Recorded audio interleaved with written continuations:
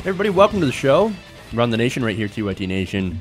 We're a couple minutes late. But don't worry, we got a great show for you guys today for the next hour. We're going to go around the nation for some of the best stories and progressive political commentary that you can find on the web for as long as it exists now without net neutrality. Obviously, that's the big story of the day. Lots of stuff about net neutrality that we're going to talk about, including the fact that the fight continues. All is not lost. And I got a story here that you're going to love about that, of how we're actually going to be fighting back in order to restore net neutrality rules. We also have an interesting op-ed that was written in favor of Pai's decision. You're not going to be surprised who it comes from. Or where it comes from. Then, fun story on Ajit Pai and his ridiculous video that I'm going to show you. We also have Paul Ryan. Oh boy, I'm not going to give away the Paul Ryan story. You're just going to want to see that the stuff that he's talking about and what it actually means. And then we're going to go after the Trump administration for cutting children's programs. Kind of related to the Paul Ryan story, but that's all I'm going to give you until we actually do the story. And then we had a little bit of preemptive declaration of victory in the Alabama race. Not for Doug Jones, but for Roy Moore. Interesting. So we might actually get to that story too. It all depends on how everything goes. But nonetheless, there's a show for today. If you haven't already, please give us a like and a share to help get the show out to everybody. And hopefully, again, I've been messing with the sound a little bit to make sure it's loud enough. So hopefully, but not too loud. You know what I mean? Sound engineering, meaning I need a sound engineer. I am not an audio guy. Anyway, so that's what we've got. Let's get going. We'll start out with the big story of the day, net neutrality. Now,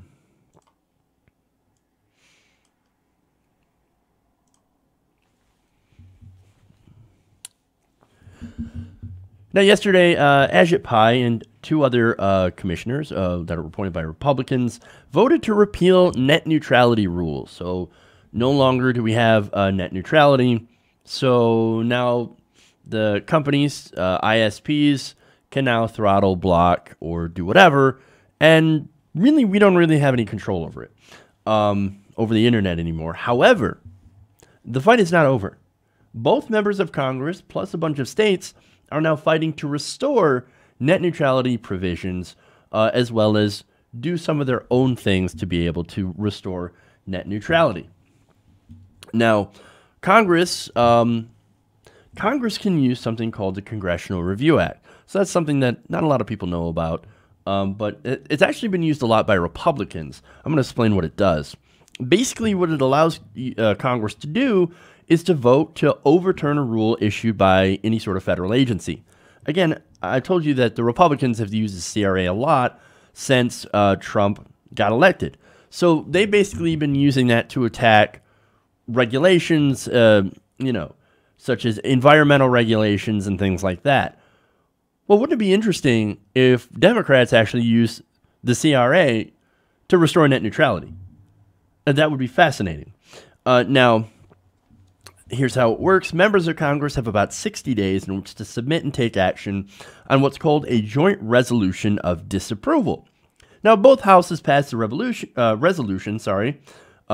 It is then sent to the president. Now, President Trump would be very likely to veto it, and if that happens, Congress could still override it. So, again, it's like pretty much any law.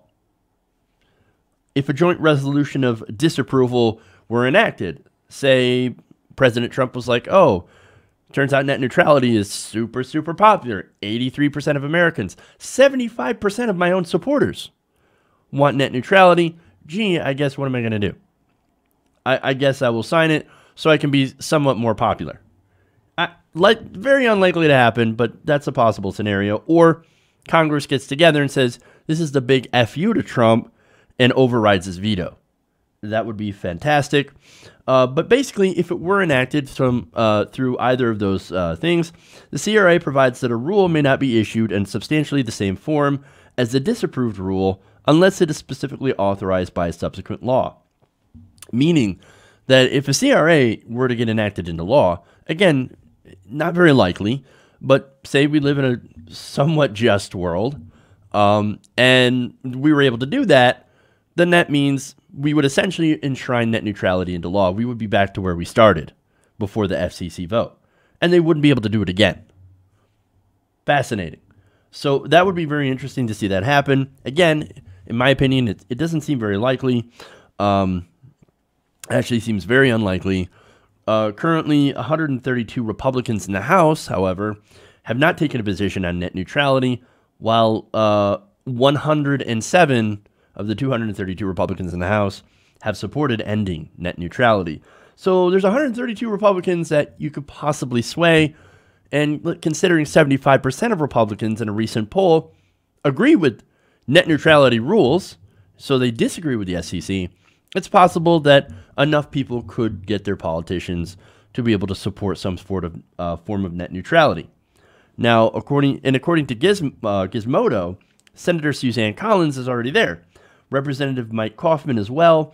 They had called on the FCC to delay their vote, and a handful of other Republican lawmakers have been critical of the FCC's process. Now, they did not call for a delay, but that's actually closer to being on our side. So it's possible, people in Maine, you could pressure Suzanne Collins into supporting this resolution of disapproval.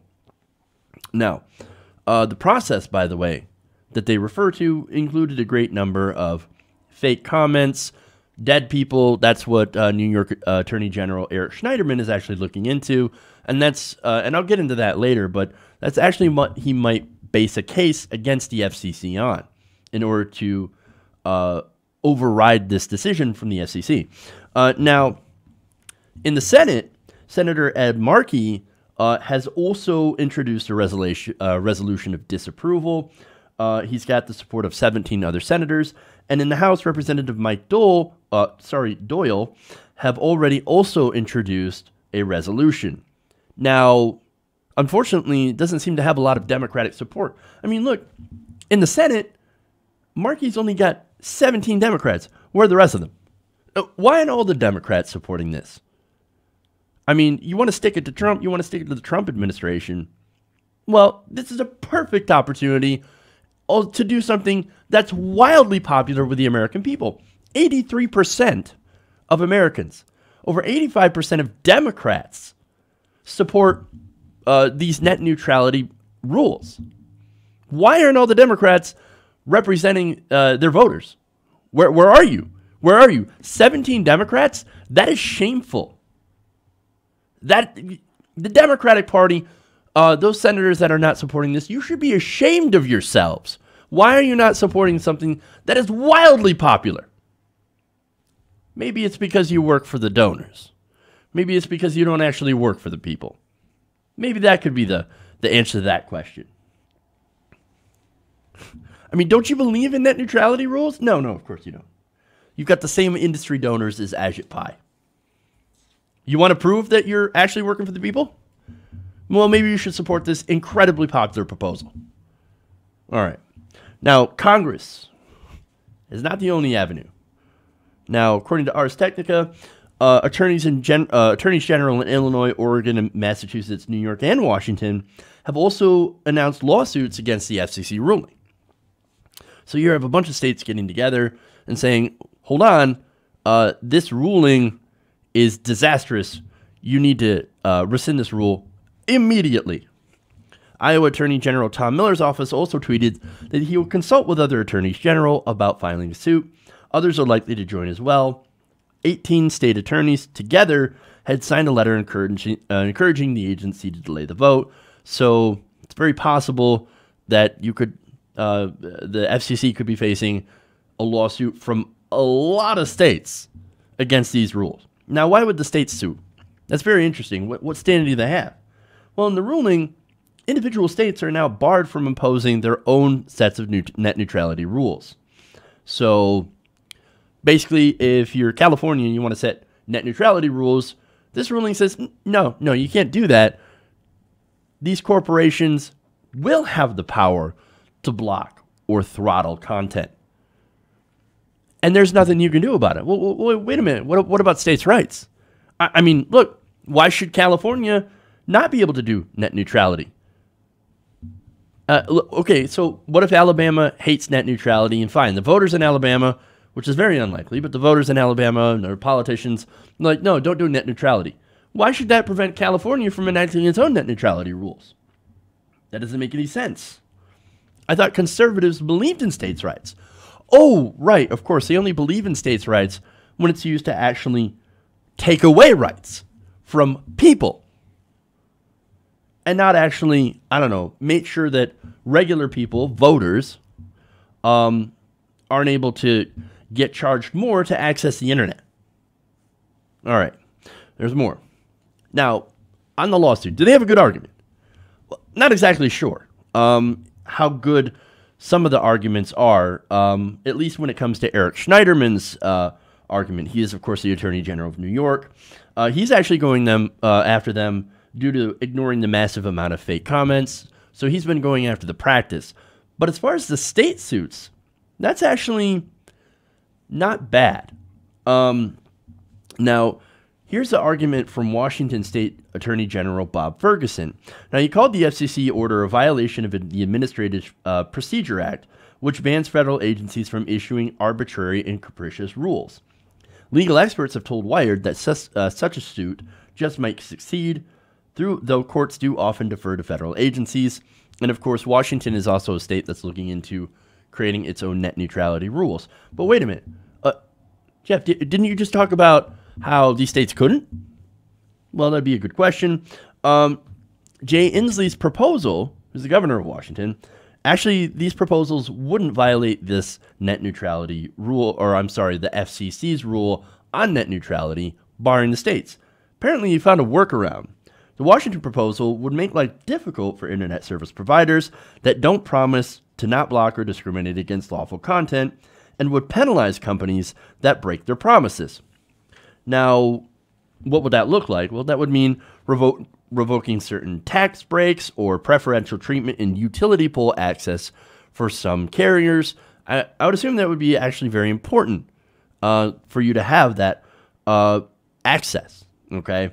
The plan also calls for statewide speed standard for broadband internet and for the expansion of publicly owned internet services. Now, I think that is definitely the future. Municipal internet can compete with the larger ISPs, and actually, in a lot of cases, are preferred. You end up having faster internet for better speeds. That's why these companies hate publicly owned municipal internet. They hate that. So, of course, they would want to get rid of it. And that's why, of course, I believe that Pi put in some of this, this ruling that states can't do their own thing. They don't want competition, and that's why I see the possibility that these companies will also use their money in lobbying their lobbyists to be able to crush municipal internet. I hope that is not the case, but I could definitely see that happen. All right. So these are long shot ideas. There's another one here. This is California State Senator Scott Weiner. He promised in his own blog post to draft similar legislation to Washington over the next 60 days. He said California can regulate business practices to require net neutrality, condition state contracts on adhering to net neutrality, and require net neutrality as part of a cable franchise agreements, as a condition to using the public right-of-way for internet infrastructure and in broadband packages. So again, I could see these states going this way, and there might not be a lot that the FCC can actually do about that. So again, these are long shot ideas, but there is a chance that these FCC rules, barring states from making their own rules, won't actually hold up in court. Now, I say that because there appears to be some precedent. In 2004, for example, the FCC blocked Minnesota from regulating voice over IP. That's very interesting. Now, they use an obscure argument. Preemption, right? Now, Minnesota, the state of Minnesota actually attempted to write its own preemption law when it came to Vonage's voice over IP services. Now, in this case, here's the FCC federally preempting and blocking states from doing their own net neutrality regulations, or in this case, their own regulations. So if this case is built on preemption, the FCC's rules are clearly trying to preempt the states. So that's an argument of why it won't hold up in court. So that's the basis of the state's defense, or the defense of the state's ability to be able to adopt their own positions when it comes to these carriers. Now, so those are just a couple of examples of how the fight is continuing. Best thing to do right now, call your congressman, right? Pressure them. Look, they see the polls. Again, 83% of Americans support net neutrality rules. That includes 75% of Republicans. So even Republican politicians can be swayed on this issue. Public pressure can work. Now, you might say, but we called the crap out of the FCC. Ajit Pai, he didn't listen to us at all.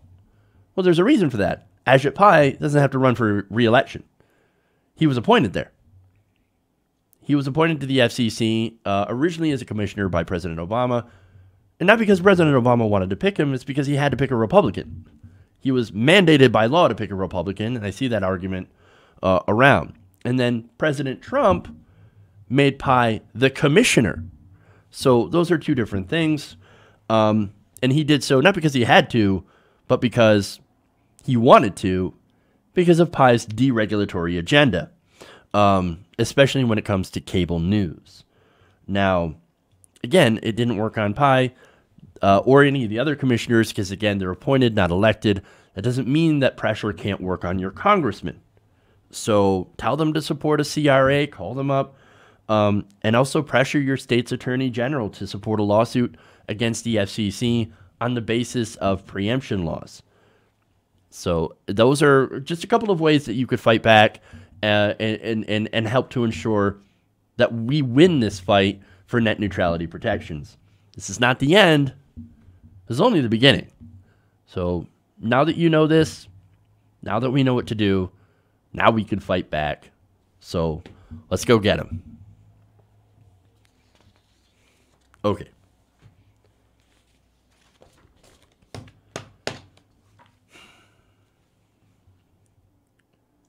All right. Before I go into the next story here, there is a super chat.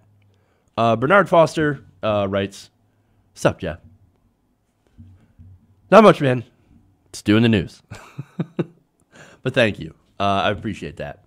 If you want to help out the show, you can also donate using the super chat, or you can go to our Patreon page and make a monthly recurring donation. That's patreon.com/TYTNation to help out. All right. And again, thank you, Bernard Foster. I appreciate it. All right. Let's go to our next story here. Again, you're not going to be surprised. Okay. Now, before the vote to eliminate net neutrality, there were a lot of anti-net neutrality pieces that came out in conservative publications. Now, these publications, of course, one of them was Daily Caller, the other is Wall Street Journal. Anywhere where they could write conservative propaganda that's in favor of the corporations, they're going to publish. Now, what's interesting is that doesn't match what we know about the conservative base, who's actually massively in favor of net neutrality regulations. I know, right? Republican voters are in favor of regulations by a margin of 75%. 75% of Republicans are in favor of net neutrality. This is an issue that goes far beyond partisanship, at least when it comes to the voters. Now, speaking of these op-eds, there was one in the Wall Street Journal. There's actually one in Wall Street Journal today, written by the editorial board. But I want to talk about one of the ones that was yesterday because I think it's important to know where it's actually coming from. So yesterday, the Wall Street Journal featured an op-ed that essentially dismissed the net neutrality repeal as, hey man, no big deal. oh, nothing's going to change. Everything's going to be fine. You libs, you're just triggered, okay? Don't worry. The free market's going to correct itself. It's going to work just fine. In fact, I have to note that this morning's op-ed argued essentially the same thing. Now, the Wall Street Journal's editorial board wrote that Mr. Pai's rules would require that broadband providers disclose discriminatory practices. Thus, cable companies would have to be transparent if they throttle content when users reach a data cap, or if they speed up live sports programming, or they don't mention slow other people down. They add that, quote, consumers can choose broadband providers and plans accordingly. See, look at that. You're going to have choices. The free market, the invisible hand is going to come in and it's going to say, no cable company, you are not going to slow down because you're going to lose customers. But wait a minute. There's a problem there. That argument's bullshit. See, in a lot of places, unfortunately, we have regional monopolies. So you have one cable company, one ISP that controls an enormous amount of area.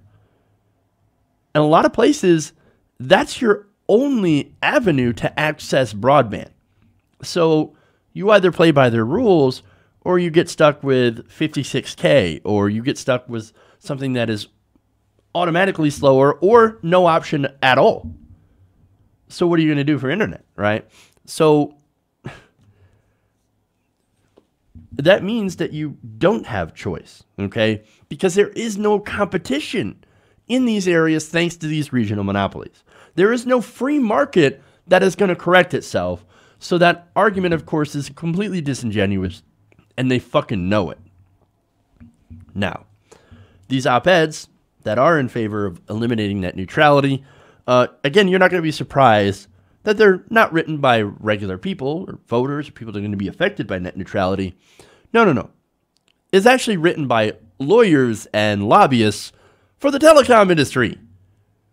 Shock. Horror. Now, one such lawyer was President Barack Obama's former FTC Commissioner Chief, John Leibowitz.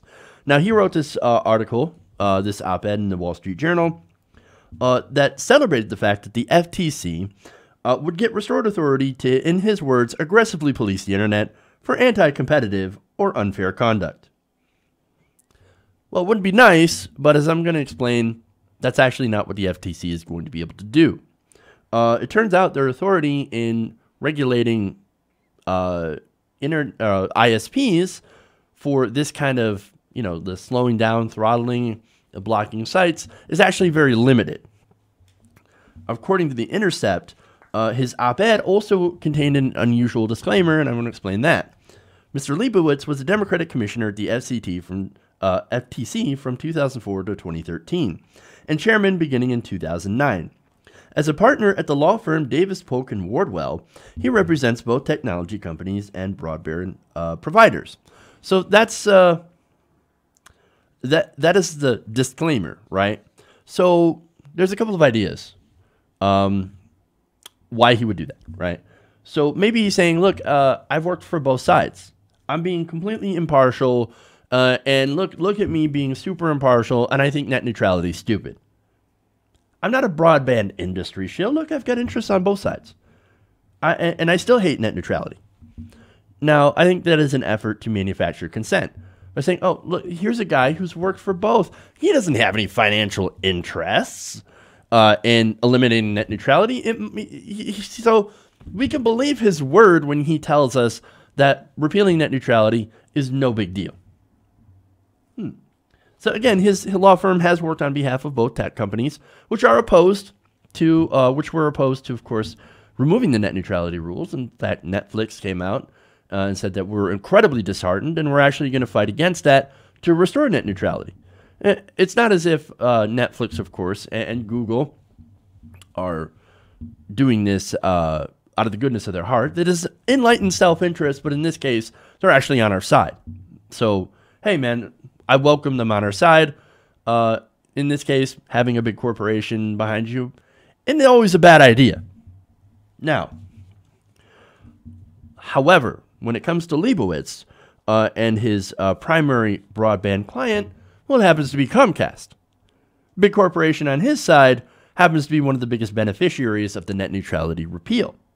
On his bio page, Leibowitz discloses that he has advised Comcast Corporation in connection with a number of regulatory matters and acquisitions. More broadly, Davis Polk was a key advisor in Comcast's purchase of NBC Universal, as well as deals with DreamWorks and Time Warner Cable, which didn't end up being approved. Comcast has also used a New York-based law firm repeatedly, according to Reuters. And NBC Universal's general counsel also came from the law firm of Davis Polk. So basically, here's a Comcast lawyer using the Wall Street Journal, which is a Rupert Murdoch publication, to give an unbiased opinion on why net neutrality represents no threat to consumers, even though we know the opposite. We know that it's a huge threat to consumers. We're going to have to end up paying more for the same kind of access. Now, net neutrality, again, has been repealed, and they're not going to do this automatically. Like, it's been a day. A week from now, they're not going to do this, but they're going to slowly roll things out, pay prioritization here, maybe not any mass blockings. But if they did, ironically, it would be more conservative sites that would be hit first. But I don't really want to get into that. But again, his talking points, well, sound a lot like the PR coming from Comcast. And that's what this article reflects. This is taking all of these industry talking points and putting them in a nice little editorial op-ed from a Democrat. See net neutrality, even Democrats hate net neutrality. Interesting. So here's a good example, right? Now, 2 days ago, senior Comcast executive David Cohen wrote, quote, "We have repeatedly stated and reiterate today that we do not and will not block, throttle, or discriminate against lawful content." So that's Comcast. They've had that message for a while. Notice that not too long ago, they had also promised not to do paid prioritization. They quietly dropped that promise because they're getting ready to do paid prioritization. So that is the so-called fast lanes that are actually disastrous for small business. Okay. Now, Leibowitz, in the same op-ed, stated, "Every major broadband provider has committed not to block, throttle, or unfairly discriminate against lawful content." All right, that sounds similar. But hey, look, maybe he's just taking them in context and repeating it. Here's another example. The order returns authority to the FTC to regulate data privacy and security for the entire internet ecosystem under a uniform federal technology-neutral framework, writes Cohen. Leibowitz writes, "The plan to restore FTC jurisdiction is good for consumers, because it puts the nation's foremost privacy cop back in the beat." So that's a similar talking point, but it's framed in a much more human way. Cohen also laments political grandstanding in, quote, "inaccurate cries of Armageddon, preventing policymakers from coming together to develop sensible, transparent, and durable open internet regulations." Leibowitz, however, he said that he is sad that the rhetoric over net neutrality has reached a fever pitch, and if everyone just set their partisanship aside, Congress could cement a meaningful and permanent resolution to an issue that should have been resolved a long time ago. Put simply, these are pretty much the exact same talking points, just worded differently to sound like an actual human being wrote them, and not a corporation. So the whole point is, so that we assume that this lawyer for Comcast just happens to use the exact same arguments, but only because he actually believes it. Now, let me ask you, do you believe that?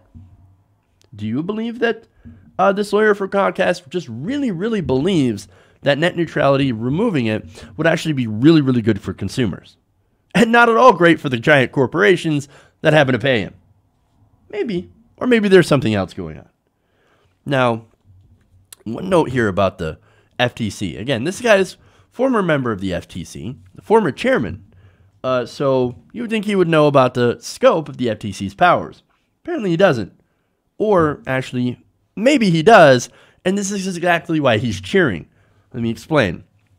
The FTC might not actually be able to enforce the very things that he claims that they will be able to enforce. Interesting. ISPs will be put under an agency that in many cases might actually not be able to do anything to stop some of the more predatory practices by these ISPs. That's why the net neutrality rules were necessary in the first place. But again, Republicans are arguing, and even Democrats, which is what this guy is, are arguing, no. The FTC, it does a fine job. Well, the FTC, before 2015, was not doing a fine job, as there were actually a lot of issues with these companies trying to put their content first, Google trying to make their search engine faster by slowing everyone else down, et cetera, et cetera. So there are a lot of issues, right? But see, that's why net neutrality was necessary, and that's why we need it. However, Leibowitz, of course, he's got a record of going to bat for a lot of his clients. He had helped enable internet service providers, according to The Intercept, to sell personal data to marketing firms. That's your personal data going to a third party. And he also signed on a transition to report an he signed on to a transition report on antitrust law that recommended gutting key aspects of the Consumer Financial Protection Bureau. Again, this man's a Democrat, which just basically proves that not all Democrats are progressive. He's a corporate Democrat, and he continues to prove that over and over again by sticking up for the corporate interests and not yours. And definitely not the consumer. So if you see an article or an op-ed by this guy, just know what you're dealing with. You should definitely have an idea what to expect, and it's going to be from a pro-corporate position. Now you know. All right. I am going to take a quick break here. So everybody hold on. We've got more on the FCC, including a fun story that I promised you. And then we're going to go to Paul Ryan and the rest of the show. So stay right here. Round the Nation. We'll be right back.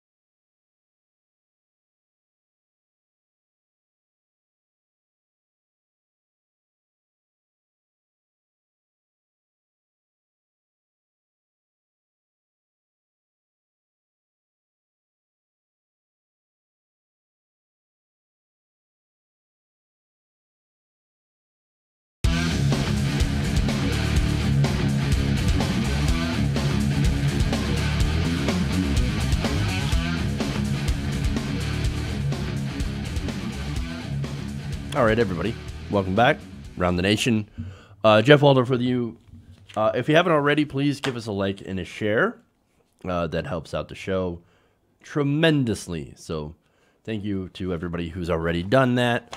All right. We've got probably one of the most infuriating videos of the day. And we're going to go to that now.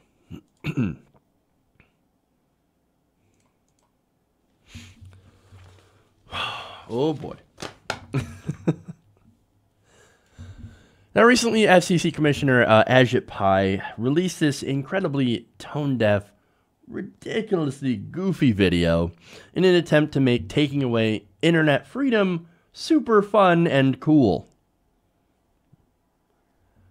I'd say it's a little bit of a failure, but here, I want to show you some of that video right now. Let you make your own decision.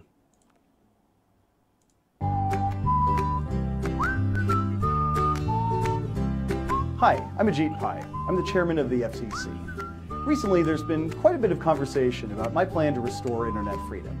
Here are just a few of the things you'll still be able to do on the internet after these Obama-era regulations are repealed. You can still gram your food.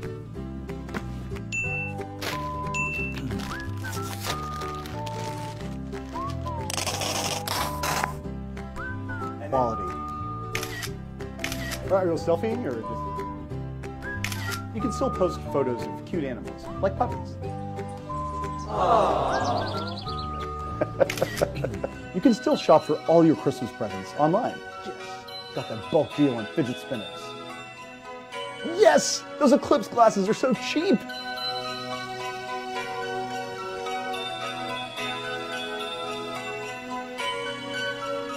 You can still binge watch your favorite shows.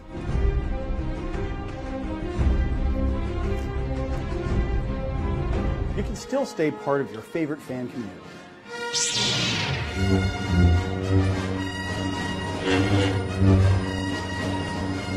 You can still drive memes right into the ground.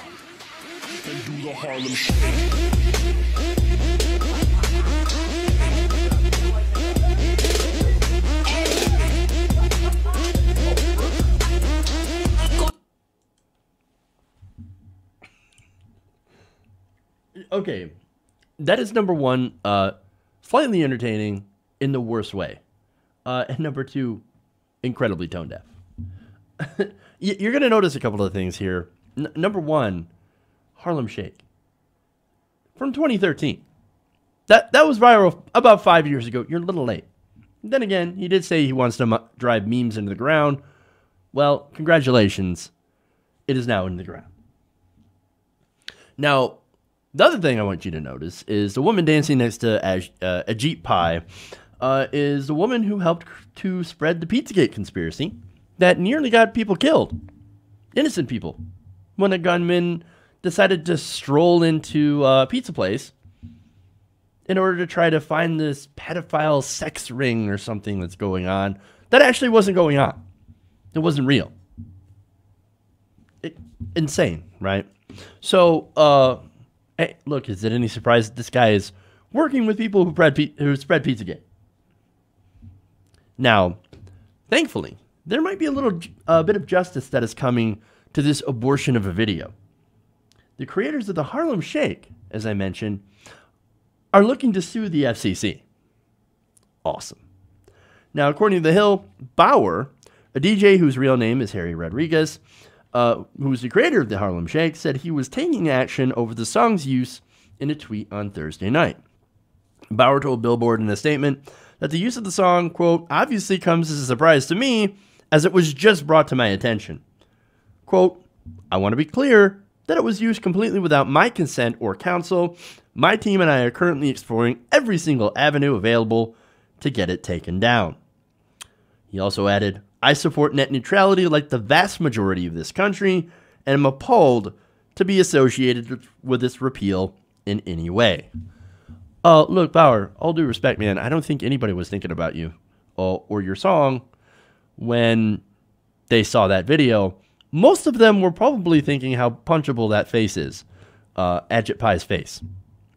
I'm not saying do it, okay? I'm actually saying do the opposite. Don't do that. It's not personal. He's just working for Verizon. He's working for the corporations. Again, don't go after him personally, and definitely don't punch his face. That said, his face is punchable. Okay. Anyway, look, he's right though. Bauer is. 83% of the American people are in favor of net neutrality rules. And here's Ajit Pai laughing in your face. He's making fun of you. He's mocking you. This entire video, I think, is a gigantic troll job. So, well done. And look, everything he said in that video is a lie. I mean, sure, yeah, you can do a lot of those things, but only if you pay more. And that's the whole problem. There's a lot of people who can't afford to pay that ransom that you're allowing the ISPs to hold on regular people. So, well done on that. There's a little bit of irony that comes later on. But first, the record label behind the song, Mad Decent, also tweeted that it had issued a takedown for the video and pursue further legal action if it is not removed. That's why it was immediately removed from YouTube. Gone. I had to go find it on Facebook. So, and for now, it's still there on Facebook. So that's interesting. You would think the FCC director would know about a little thing called copyright infringement. He didn't even ask for permission. He's like, "Oh, I'm going to take this, this music and use it." Now, look, to be fair, maybe it falls under fair use, but I do not blame Rodriguez for wanting his song to not be used by the most hated man on the internet today. Somewhere out there, Martin Shkreli is smiling. I'm no longer the most hated man on the internet. Yes. Nailed it. Now, it also strikes me as odd that the people over at the Daily Caller are also celebrating that they wanted to be in this video, as I think they're one of the first to get blocked or throttled. Now, let me explain, right? Companies, giant corporations, and ISPs, they don't really want to be known as people who are okay with hate and discrimination. Look, just look at the backlash of advertisers against right-wing sites. Look at the backlash on Hannity. Look at the backlash against O'Reilly. That took him down, right? Look at the backlash on YouTube with people that are doing hate and violence against the alt-righters. Advertisers don't like to alienate their customer bases. Well, what are all these right-wing sites about? They're about hate. They're about division. They're about alienating people, whether it be gay people, whether it be immigrants, or liberals. They're about alienating people. So really, when you think about it, if a company's going to block or throttle content that makes them look bad, then they would go naturally after right-wing sites. Now, that doesn't mean it's only right-wing sites. Since these companies are also part of the establishment, chances are there's a lot of left-wing sites, myself included. If you're fighting against the establishment, you're also likely going to get shut down or, blocked or throttled, etc., etc. So, but look, man, right-wing sites, Daily Caller, you don't realize that they're also probably going to be coming for you. Because, again, it's generally bad to for business to alienate the majority of the country. There's no profit in it. So, and allying yourself, by the way, with a woman that pushed Pizzagate. No way. No. I know I have this woman's name somewhere. Well, it's not really important. But you can see she pushed this conspiracy theory on the Daily Caller. So there's that. So if any website's going to be blocked first, well, then it would be conservative sites like these that push that kind of ridiculous, dangerous conspiracy theory. Do you still think not having net neutrality is a good idea? Well, eventually, you might change your tune. Okay.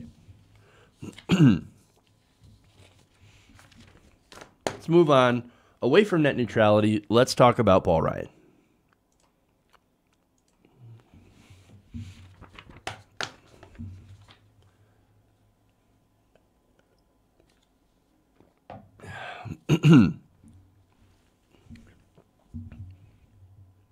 House Speaker Paul Ryan has a new plan to deal with economic growth. Now, it's not raising your minimum wage or guaranteeing health care or child care or anything like that. No. His idea to grow the economy is for women to have more babies. In fact, he says that women having babies is one of the most important things that we can do to grow the economy. Watch. People. This is going to be the new economic challenge for America. People. Baby boomers are retiring. I did my part, but you know, we need to have higher birth rates in this country. Meaning, baby boomers are retiring, and we have fewer people following them in the workforce. We have something like a 90% increase in the retirement population in America, but only a 19% increase in the working population in America. So what do we have to do? Be smarter, more efficient, more technology, still going to need more people. And when we have tens of millions of people right here in this country falling short of their potential, not working, not looking for a job, or not in school getting a skill to get a job, that's a problem. All right, so that says a couple of things. For one, obviously, he's going right out of the fundamentalist handbook and saying, women, you must become baby factories and have more kids. The second thing is we have to cut entitlements so that those tens of millions of people that are sitting home, which isn't even remotely true, they need to go out and get a job. So we need to cut their food stamps and Social Security benefits, disability, etc., and push them out into the workforce to replace the baby boomers. So that's Paul Ryan, right? That's his argument. Women, you women need to start having more kids, man, because we got to have more economic growth. Now, wait a minute here. So a lot of people can barely afford having the kids that they already have. I mean, for example, it costs more than $40,000 just to deliver a baby if you don't have insurance. So if you're one of the millions of Americans that actually can't afford their insurance, you're not going to be able to afford to have a baby. That's not even to mention the monumental cost of raising kids in America these days. I mean, for example, you need things like healthcare and food, housing, and education, right? According to a 2015 study, the average cost of raising a child in America from birth through the age of 17 is just over $250,000. That is an enormous amount of money, especially considering the average American family makes anywhere from around $30,000 to $50,000 a year on average. The current minimum wage, by the way, that equals to $15,000 a year. But what's Paul Ryan doing, right? I mean, look, he wants more people to have more families so we can have more traditional families. So mothers, women, get busy, right? You got to have more kids. Well, what's Paul Ryan doing to help those children? Well, he just passed a tax cut where the majority of the benefits goes to the rich. Earlier this year, he tried to repeal the ACA, which actually helped give people health insurance. The Republicans, speaking of health insurance and children, they still haven't funded the Children's Health Insurance Program, CHIP. And oh yeah, the Republican budget that's being debated to avoid a government shutdown cuts Medicaid for children as well as children's education. He's also against affordable child care. On and on and on. Paul Ryan's legislative decisions have proven him to be incredibly anti-family, and yet he wants you to have more babies. No. What he wants is, it seems like he wants to have more people being born into poverty so that they can work for crap wages. But it actually might be more sinister than that. Now, it's true that when he says, hey, look, man, we got a lot of boomers retiring, and we don't have the people to make up for it. It is true that birth rates in the U.S. have been declining, but that's not a bad thing. Some of it is because the teen pregnancy rate has hit an all-time low. That's actually great news. Women who become single mothers at a young age tend not to be as successful as women who wait to have kids, who actually do some family planning. Now, it's not because of anything the mother actually does. It's just at that age you have more structural disadvantages in your way. It's actually one of the hardest jobs to be a single mother in America. And look, even if you're not a single mother, if you're a teen parent, even if you have, you know, the full support of the father, that's still an incredibly difficult situation. And it makes it very, very difficult to rise above that situation. So I'm not going to dismiss how hard it is younger parents have and how much they have to work to catch up. And in a lot of cases, they really can't catch up. So, and yet Paul Ryan, through everything he does legislatively, works to pull the rug out from those people, the people who are the most vulnerable, in order to give tax cuts for the rich. But here's the real motivation, aside from all that. Now, one solution to boomers retiring is, well, okay, why don't we just increase immigration? I mean, that's actually a huge boon for the country. Countries that open up their immigration laws allow the workforce to be replenished by incredibly hardworking and innovative immigrants. Those countries actually do incredibly well. In fact, that's what America used to do back when we were great. But we don't do that anymore. Paul Ryan is actually with Trump on pushing for even less immigration, meaning we don't want brown people. No, what we want is we want more white babies. And obviously that is incredibly horrendous and a very, very racist views, but it matches with other Republicans and what they've actually said. For example, I have Steve King, right? Now, Steve King is an obvious racist, and he has said, quote, "We can't restore our civilization with somebody else's babies." Now, understand that, right? No, it's got to be white babies, right? Because that's our civilization. Our civilization is white. It is Judeo-Christian. We're going to have these brown people coming in from Mexico, coming in from the Middle East. We're okay with white people from Europe. Those guys are great. Come on in. But anybody else is different who's not white and Christian. Well, we don't want you. We don't want your babies. We can't rebuild our white civilization with your babies. No. White women, you need to have more babies. That's what this is about. Despite the evidence that, of course, immigrants often work harder and create businesses. In fact, the founder of the TYT network, he's an immigrant. Without TYT, guess what? I wouldn't have a show. We wouldn't have Apple without immigrants. No iPhone, right? And you know what? We also, without immigrants, wouldn't have Google. So also no show because there would be no YouTube. We wouldn't be here, okay? Immigrants work incredibly hard, and they're very innovative, and they actually create businesses. But no. According to the Republicans, we need less immigrants, more white babies. This is not a dog whistle anymore. We can all hear it. This is open. And here's another component of this that you should find incredibly discouraging and actually really scary, right? They're actually going to make an economic argument for banning abortion. This is what this is. This is an economic argument for banning abortion in America.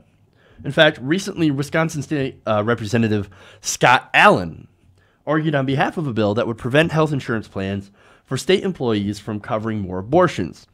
He said, quote, "Labor force shortages are tied to population declines.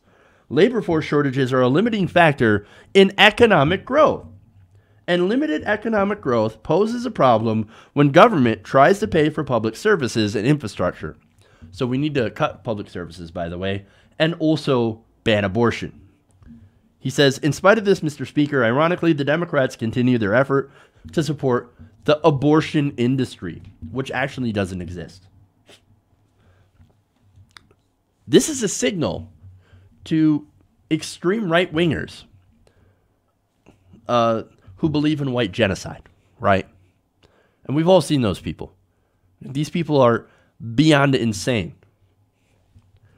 And here Ryan is saying to them, don't worry, guys. We're going to turn our women, white women, into baby factories. In fact, there's this one guy, Alaska, whatever.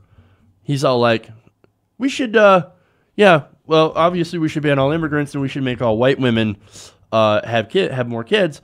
And also, we should make sure to take the vote away from white women so we can get what we want. or not from white women, from all women. So let's take the veil away from all women so we can MAGA. No, this is the kind of guy you're appealing to. This is the kind of people that they want. And this is the kind of ideology that they believe in. So, and they're going to do this by claiming economic growth. And that's the worst thing, right? Because it works for everything else. We need to eliminate net neutrality for economic growth. We need to eliminate, regulations that are just rules that protect workers because of economic growth. We need to eliminate EPA. We need to eliminate all these other things, all for economic growth. That's the argument that they're using. So, and they're using it to try to ban abortion. Do not fall for it. These people are hideous, by the way, and their views are straight out of the 1850s. And that's why we can never stop fighting against them. They're going to try to drag us back. We'll drag them forward whether they want to or not. Okay.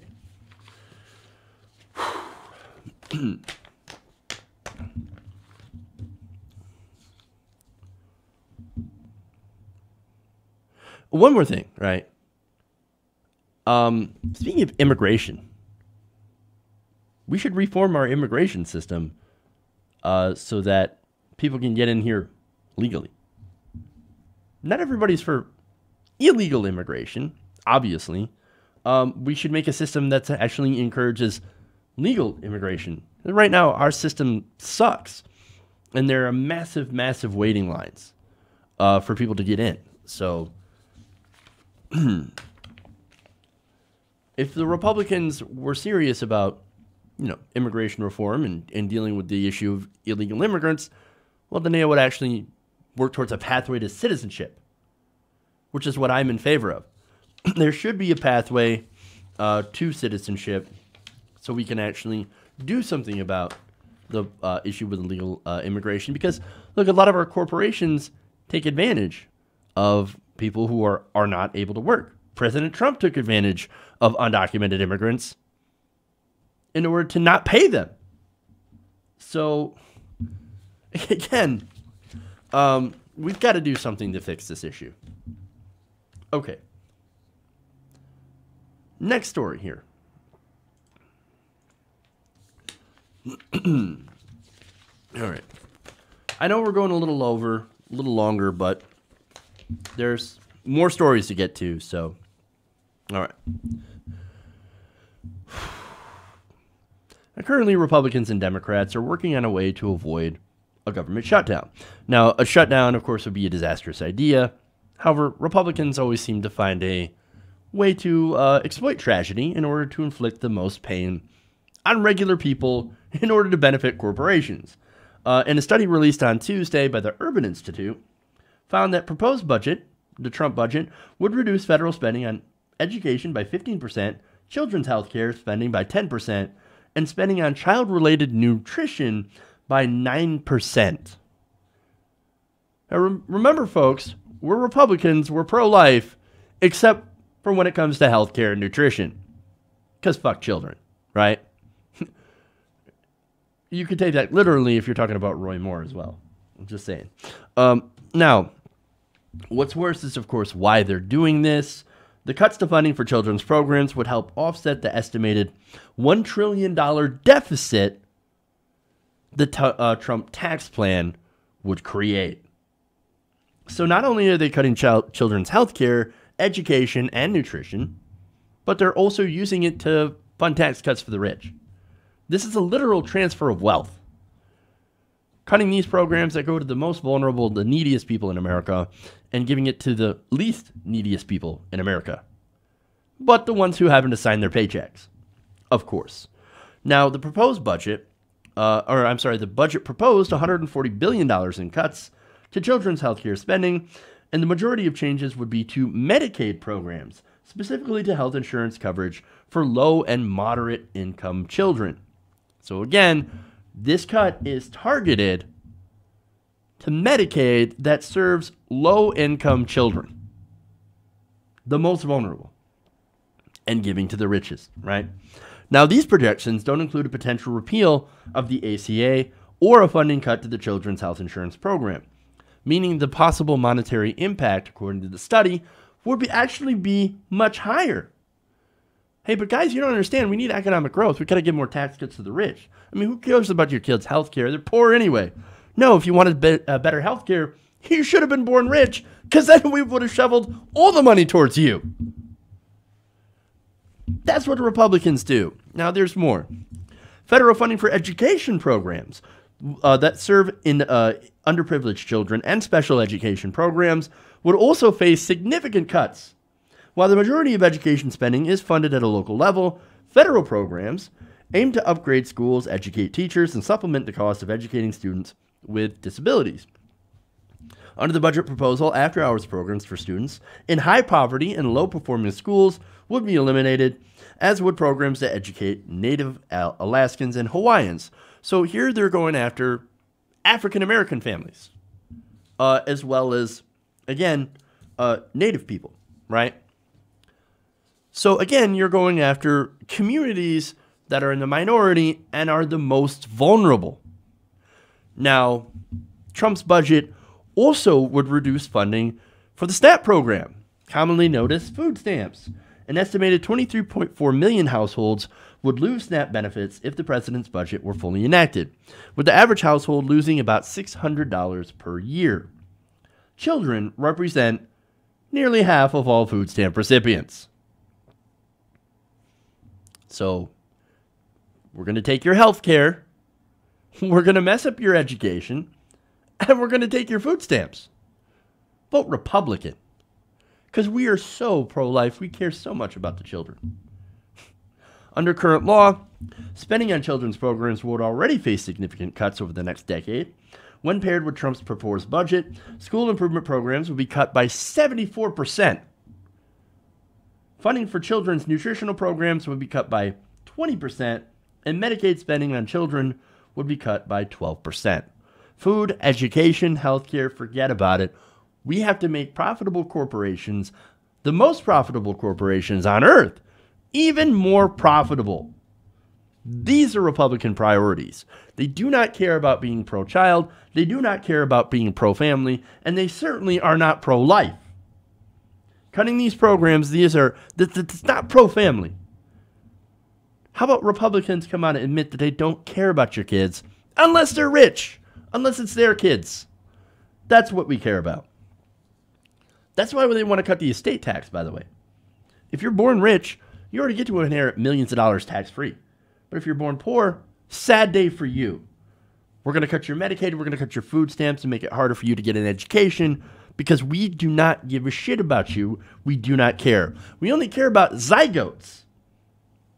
But actually not really, because we only want to ban abortion because we want to control women's bodies. In fact, Paul Ryan says you should have more babies, even if you can't afford them. More babies, more babies. Let's have more white babies. These Republican politicians are disgusting. They don't serve anybody but their donors. And it doesn't matter how much they fuck you in the end, because, again, they don't care. It doesn't matter to them. If you're poor and you vote for Republicans, this is what you're voting for. Okay.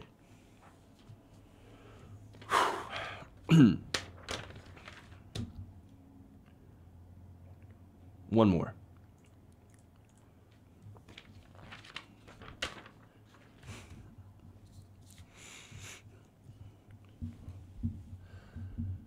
It's nearly been a week since Republican... let me start that again. It's nearly been a week since Doug Jones won the special election in Alabama to take over Jeff Sessions' seat.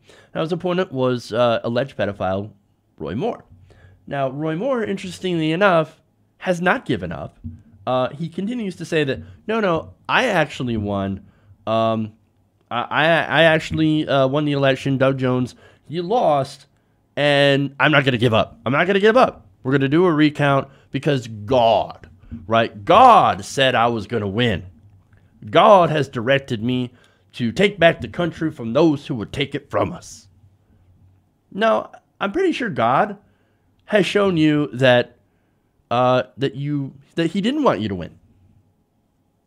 God has told you that, hey, dude, give it up already. You lost to Doug Jones. Give it up already. Now, a lot of people are like, okay, why isn't he giving up? I mean, Alabama law says that you can't do a recount unless you're at about 5-point difference, right? Well, Doug Jones won by 1.5%. Well, there's a video out from One American News Network that came out recently that might explain why Roy Moore is still holding on, and I'm going to show that to you right now. All right, we have some breaking news for you that we want to announce. Our unofficial polling shows Senate candidate Roy Moore is sweeping the election right now in Alabama by a large margin. Now, the president of One American News, Robert Herring, would like to congratulate Moore on the fine campaign that he and his wife have run. Speaking with campaign representatives, we're being told that there are strong signs the majority of voters have now come out in support of the judge. Our very own Pearson Sharp has been on the ground down there. He's put out a lot of hard-hitting pieces on this. The reports that he's hearing from the campaign there on the ground show at least 64% of voters are fiercely opposed to many of Doug Jones' key platform issues. Now, with the Senate seat in the bag, Roy Moore will now look to Washington, where he's set to work with President Trump on issues like securing America's borders and much, much more. Again, we are unofficially announcing that Roy Moore has won this race based on reports coming out of Alabama right now in a big way. Continue to watch One American News tonight because the polls will close and we'll have much, much more on this Roy Moore, what looks to be a big victory. So stay tuned. Unofficial polling. No, I believe we have a name for that. That's called fake news. And it's not the only one. One American News Network's website also published an article claiming Moore had been the victor, which had to be taken down upon the former judge's defeat, according to the Wrap. A cached copy of the article reveals that the network claimed that Moore won, quote, despite attacks from Democrats about certain unverified allegations. They said that Roy Moore wins the Alabama Senate election and will fill the seat left vacant by Attorney General Jeff Sessions, despite attacks from Democrats about unverified allegations from nearly 40 years ago. Moore will keep the seat red, and Republicans will maintain a 52-48 majority in the Senate. That was their report. And again, we call that fake news. So here's this network saying, we actually don't care about the facts. No, we're going to make up our own alternative facts, and we're going to present it. Oh, don't worry, it was according to our own unofficial polling. They're desperate, man. And again, this kind of explains why Roy Moore won't give up. He thought he was going to win. And he thinks, no. I didn't lose. I couldn't have possibly lost to Doug Jones. No. It must have been all the minorities that were bussed in. There was one of those. There's these conspiracy theories, right? And that's one of them. That it was voter, undocumented immigrants that were voting. They always love to go to that one. African Americans bussed in from a neighboring state to come in and vote in this election. So Roy Moore actually didn't lose. He won. Yeah, that's the ticket. That's right. It's not the fact that Moore was an alleged pedophile that he lost. No. The majority of people in Alabama, they love Roy Moore, and they wanted to vote for him. And they did, but it has to have been those illegals and those African Americans that were bussed in from other states. It must have been voter fraud. That's what it was. So I'm going to hold on because God wants Roy Moore. That's what's going on here. It's both sad and comical to see that there are people, especially Roy Moore, that is still saying, no, hold on. I'm going to win this any minute. Okay, man. Okay. Whatever. All right. What can you say about that? What can I say? All right. That's it. That's all I got for you guys this weekend. I'm sorry, this week. Have a great weekend. That's what I mean. Thanks, everybody, for watching. Make sure to give us a like and a share if you haven't already. Again, thanks for watching. Thanks for using the super chat, and thanks to the patrons for supporting us as well. Patreon.com/TYTNation. That's how you can support us there. To everybody, love you guys. Have an awesome weekend. We'll see you back on Monday. And remember, change begins with you. Good night, TYT Nation. We'll see you on Monday.